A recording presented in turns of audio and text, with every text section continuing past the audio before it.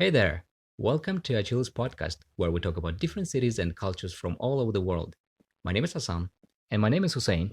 Today's episode is very special, not only because it's the first episode of season 2, but it's also about the death ceremony, which is very different from our own.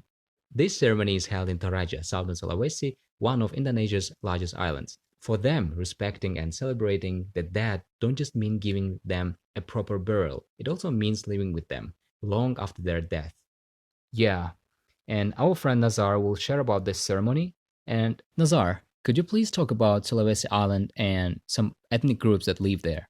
In South Sulawesi, we have basically right now we have three ethnics. First, we call Torajanis, and then the second one is Bugianes, and then the last one is Makassarnis. So, for Torajanis means that the people who's living in the highland. So means Torajanis, and then the second one, the people who live close to the beach, called Makassarnis. Mostly the people who live in the city. And Yeah. then the third one is Bugianes, which is my original. It is the people who living in the valley. And this kind of ritual that you are going to talk about is for Torajanis, for the people who's living in the highland. Oh, I see. Can you tell us a little bit about the history of this ceremony? Yeah, so that's really unique. I think this is the only one in Indonesia, probably, like you celebrate the death. So first of all, if you're talking about the I mean like the Torajan people, it is actually the original is coming from South China and then Vietnam, and then they do the migration through the oceans and then coming to my island, and then its axis from I guess 1500 before centuries. So they came to the Wow. island. So it's really old. Kind of ancient ethnics, and after that they arrive in my island, and then they proceed to the highland, and then they stay there. So that's why their feature is quite different with us. They are more like in terms of the skin, and then also the cultures, and then everything, and then the belief is quite different with us. So they have a special belief. I mean, like we call it animism. It is from the Megalithicum era, like 1,000 years before the century. So they have this kind of ritual, like to praise their ancestor who already passed away, because the origin idea is because they believe that actually if you are dying, it means not the end of the life. It means that you proceed to the next life. Something like that. So they believe that the people already died, the spirit's still there, but in different dimension. So the spirit, they're still doing their daily activity like the people who's living in the world, but just only different dimension. And they have two big ritual. First of all, they call it Rambu Solo. Rambu Solo means that the funeral ceremony. We call it Rambu Solo. So when you were passed away, and then they have kind of ritual, and this ritual is really amazing. I mean, like some people like even spend 1 until 4 billion of rupiah. So it's approximately 100 to 300,000 US dollar for the cost of the funeral ceremony. Wow, that's a lot. Exactly. Yeah. So it's kind of expensive ceremony actually. So that's the first ceremony, and then the second one that we call Ma'nene, for the people who already died, and then like for years, even though for 100 years, and then they do kind of ritual as well, like cleaning the death or the body, or kind of changing the clothes, that we call Ma'nene.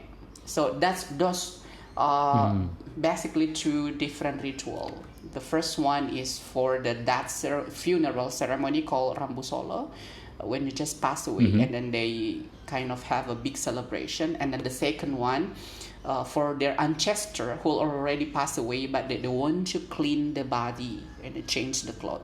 Oh, I thought Ma'nene is the ceremony that, like the one that you described, the first one. It's different. So let's say that when somebody pass away and then they keep it at their home, and then when they have enough money and then they do the ceremony like sacrifice the buffalo, having a ceremony for 3 days minimum or even until 1 week. That's the first step of the ceremony in order to bring the spirit to the heaven. Later on, you can also have a ceremony like a kind of remembering the ancestor, cleaning the death of the body, and then that we call Ma'nene. So it's a separate ritual, different ritual. Oh, and I read that Ma'nene ceremony, it's usually held in August, every year in August, right? Oh yeah, so it's really really specific time because right. Mostly the people in Toraja, they are a farmer.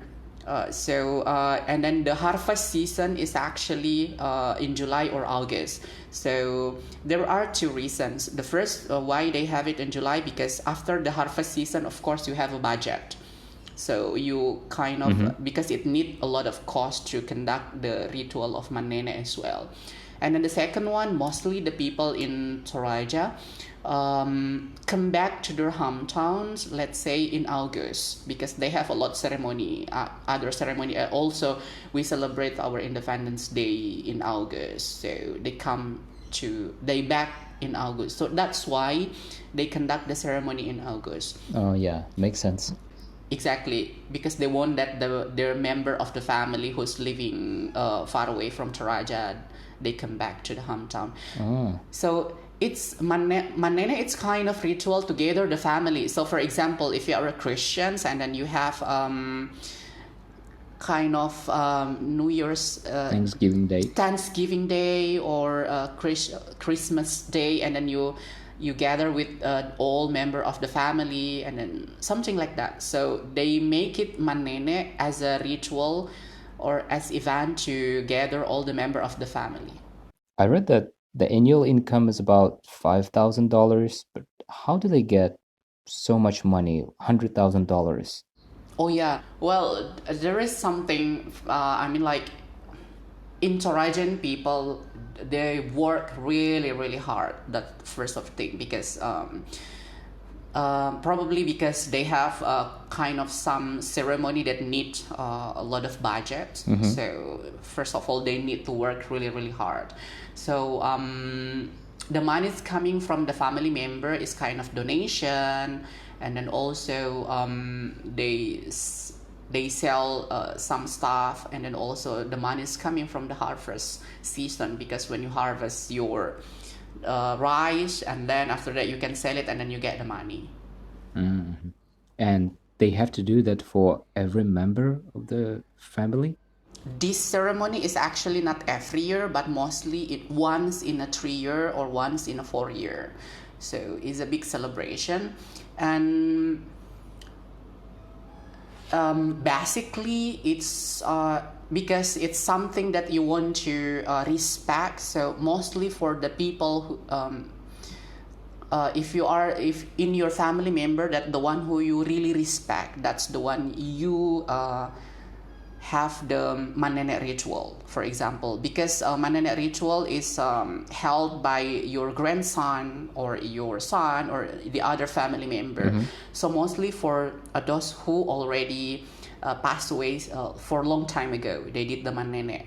So they did this because they believe that after doing this ceremony, and then they will more prosper in the future, because they believe that their ancestor that already passed away will shower them as prosperity.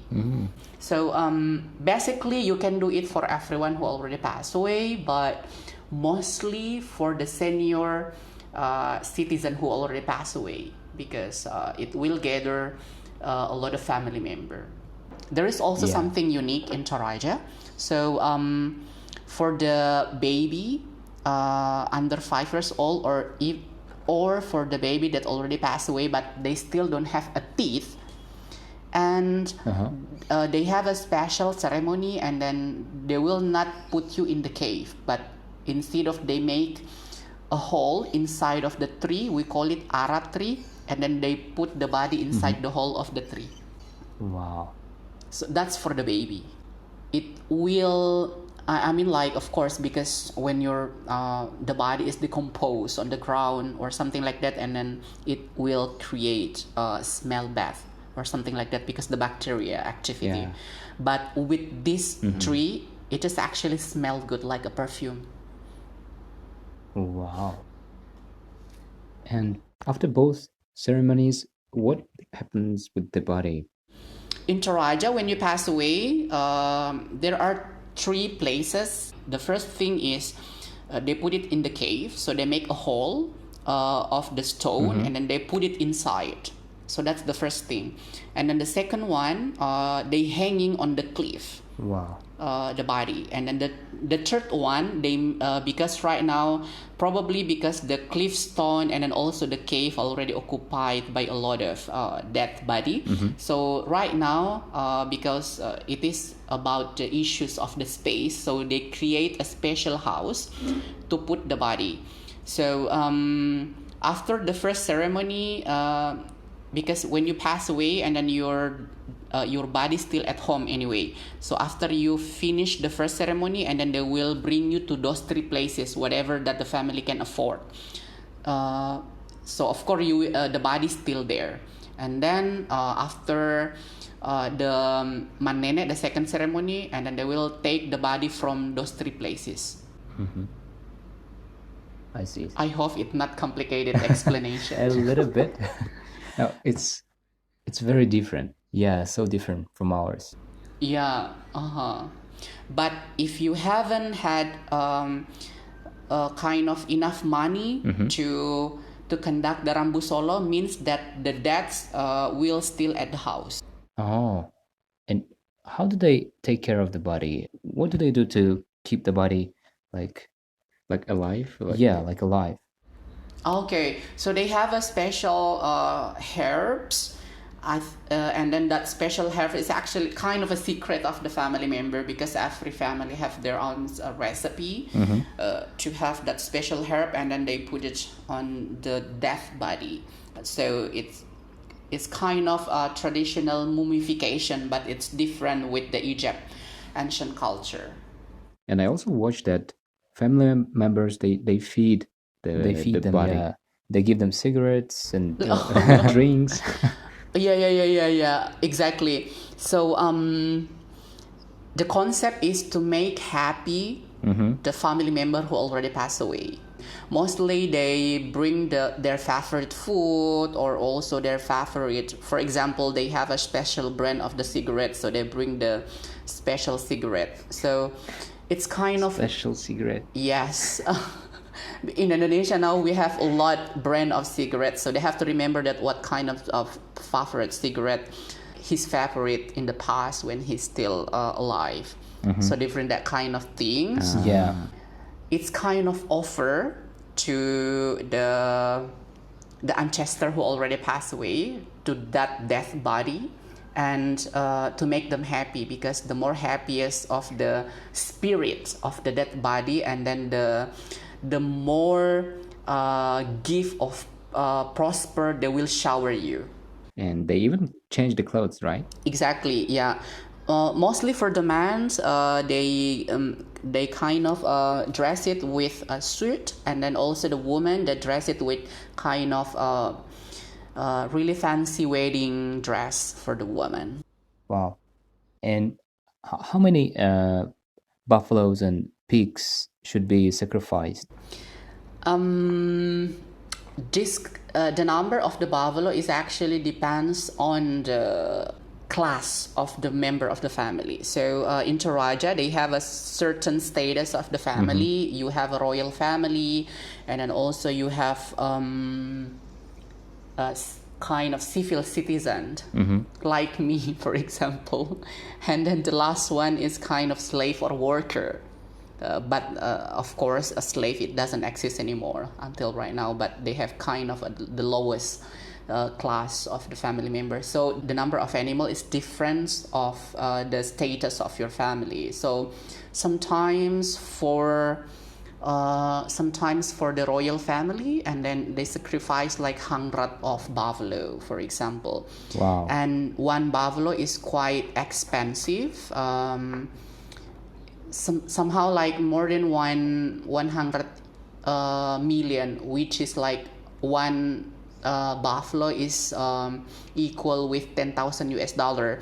And sometimes if you have a unique buffalo, it's kind of albinism. Do you know albinism? You mean the white? Exactly, like you don't have any pigment, something like that. So they have a albinism buffalo with no pigment at all, and then the price is sometimes 100,000 US dollar per each. Wow. And what do they do with that meat then? So they kill the buffalo, and after that, spiritually, they consider that. I mean, like the spirit of ancestor already eat the meat. That's spiritually. In the past, actually, you cannot eat all the meat that you already sacrificed because that's specially only for the death.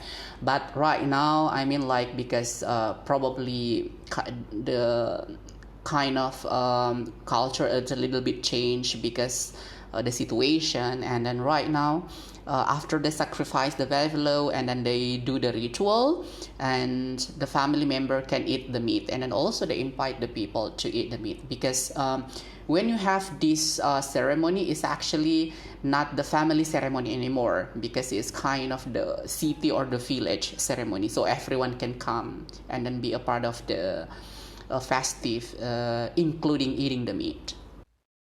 So you don't need an invitation. There is no such invitation in the village because the community is still strong. Yeah. The togetherness is still strong. So if you have any activity and then all the member of the village or the community coming and then help each other. Yeah, that's good. And why buffalo? Why not the other animals like cow or maybe a sheep? Okay, so buffalo is actually considered as the holy animal. It's such as in Hindu, they believe that cow is actually the holy animals. It is for their god. It's kind of the animal for the god. So it's the same belief for this ritual, and then also for this ethnic, and then they believe that buffalo is a special animal for them. And then also in the past, because in Sulawesi we have a lot buffalo. I see. And they kill also pigs, so they are not Muslims, right? Most of them they're Christians. Okay, so in Toraja, actually, their belief, we call it animism. Nationally, animism is kind of a part of the Hindu, but I believe that this belief is far way longer than the Hindu because this belief already exists and the Megalithicum era, kind of 250 until 1500 before century already exists. Wow. So that's we call animism. And 100 years ago, when we were still colonized by the Dutch, and then the Christianity coming to this ethnic. So this ritual is actually coming from the old ancestor, from the animism belief.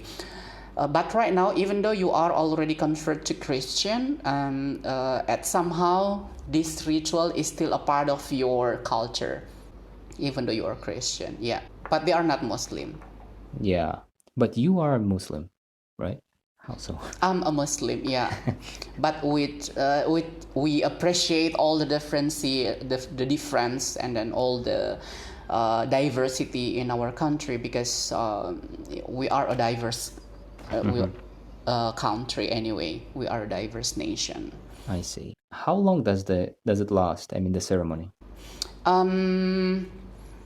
If you're talking about the second ceremony, Ma'nene, that taking care of the death of the body, it somehow will take 1 or 2 days or somehow 3 days. But if you're talking about the first ceremony after pass away, we call Rambu Solo, the ceremony that will bring your spirit to go to the heaven, and then it will take longer. It kind of 1 week, for example, or sometimes like take almost a month of ceremony. Wow. if I were there, can I join the ceremony as a foreigner? Is it okay? Of course, you can join. In the past, it's actually is quite close ceremony, but right now, Rambu Solo. In the past, it is for only for the royal family member. But right now, it's already open for public, so everyone can attend the ceremony. I think the latest biggest ceremony of the Rambu Solo, the death ceremony, was held in 70s, I guess, 1970s. That's actually the last of the king of the Torajan ethnic passed away, and then it was recorded by National Geographic at the time. Wow. And what language do they speak? They speak Torajanese, but of course they can speak Indonesian as well. But because in Indonesia, every ethnic they have their own languages. So we have hundred of ethnics. So of course they have their own languages. So they speak Indonesian, and then some of them also can speak English anyway because they are quite modern right now, even though they still keep the tradition. I see. And do you think this ceremony will exist in 50 or 100 years? That's really good question. There are two concerns. The first thing it's about the budget, because of course when you want to hold this kind of ceremony and then needs a lot budget, and then I believe that in the future the people tend to live more economically. Yeah. So they tend to save the budget. So that's the first thing. But another thing is because the ritual is actually a part of the belief, and then also is a part of the culture that gathering the family member at somehow something like that. And then I also still believe that this culture will stay longer still in the future because it's a part of the tradition. And then also the government right now kind of supporting and then somehow even though help the family member to hold this ceremony because it will attract the tourists, the visitors coming to this city. Will it stay longer until 100 or 200 years later on? It really depends on in the future how we see, because if we see it as a part of the festival or culture, and then I think yes. And what about these days during the pandemic? Do people still do that? Of course, they still do that with the health protocol because the family cannot. I mean, like you cannot gather with the big amount of number right now, right? So at some area in the village, they still had this ceremony, but it's not a big festival. They did it as a kind of part of the family gathering, but not a big festival. Yeah, I see. And what if somebody in Toraja doesn't want to do this ceremony, and is that okay? Right now there is an option. I saw that kind of for the very modern family, and then also I cannot say that conventional family, but for the family that still want to hold the culture. Some of Torajans that already kind of have a very modern and then very modern culture, and then somehow they integrated to a general culture in Indonesia, and then at some point it's not an obligation anymore for them. But for those people who still consider as a part of the tradition, and then they still do it. And is it the same ceremony you told us when we were in Bali, where people made the dead body stand up and walk? Do you remember? Oh yeah, I think you still can find it in the very isolated village in Toraja. Wow. Because they have a group of the community who's still living in the jungle, or the group of community who's still living in the hills. there might be still exists, but in the past definitely, because they don't have a car, they don't have a kind of a lot of animals to bring the death. So instead of spending a lot of energy and then they calling the spirit coming to the body, and then the death will stand and then walk itself, go to the last place that they will be placed. Wow. There is an article already published that one of the best place to die is actually Toraja, because the festival kind of celebration of the funeral. But I would like to see that one day.